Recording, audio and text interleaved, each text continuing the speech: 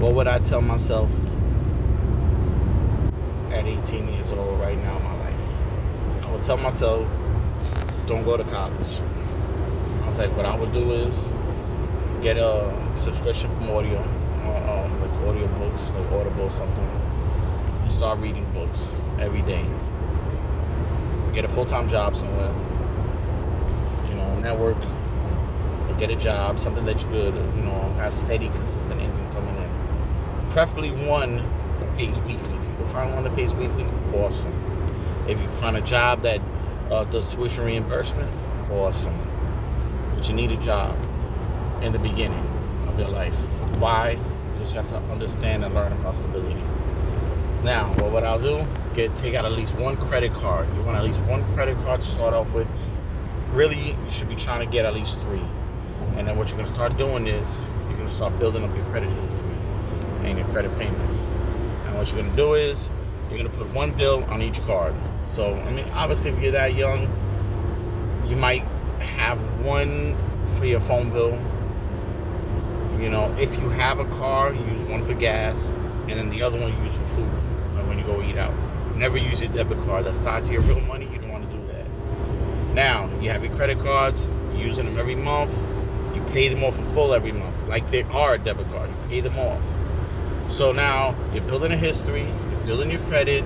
You have a steady job. You're stacking your money. You got your first job. You're stacking it. And now you're starting a business. You got a little money. You start the business. Start reselling. My advice was to be getting into like reselling.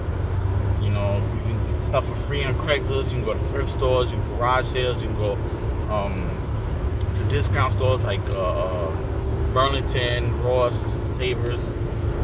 Once you start going to those places, get them cheap, you resell them, because whatever comes into your neighborhood as far as merchandise does not mean it's in another state.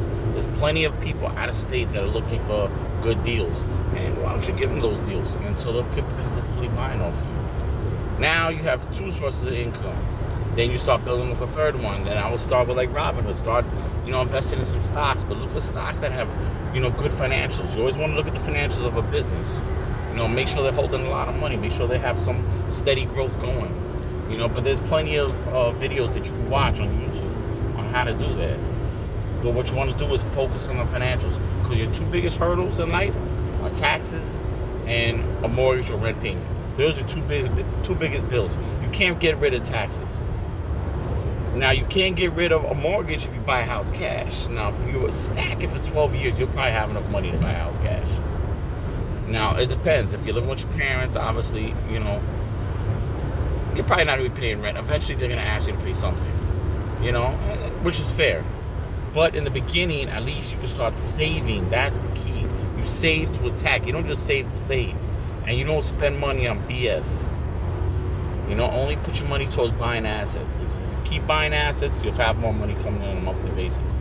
And that's what you want, the grail, cash flow. Cash is king, credit is queen, and their baby's cash flow. So you need that cash flow coming in every month. And I guarantee you, your life will be a lot stress-free than most of those. That's all I got for you on that. I could go on and on, but you get the point. Peace.